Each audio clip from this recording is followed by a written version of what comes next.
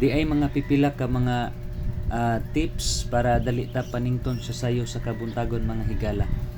Gikan ta sa jogging, unya mauni ang atong gihimo aron nga mas mapagawas gyud nato ang mga dautan nga elemento nga naa sulod sa atong lawas, pinaagi gyud sa pagpasingot.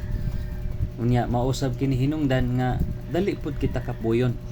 Pipila lang kini ka mga steps pero sigurado ko duna kini dako gyud nga benepisyo nga atong maangkon o mahimo nga magmaayo ang atong panglawas. Diin nagatuo ako nga mausab kini ang imo ug ako nga handom. Maglabaw sa tanan, mausab kini ang handom sa Ginoo matag usa kanato nga atong mabatnan.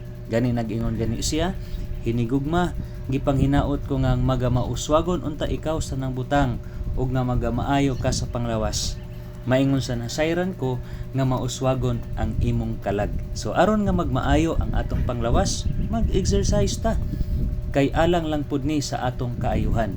Mao nga kung maayo kayo ta mukaon, maayo kinahanglan nga maayo pud kita nga mo exercise. So maulang ka na.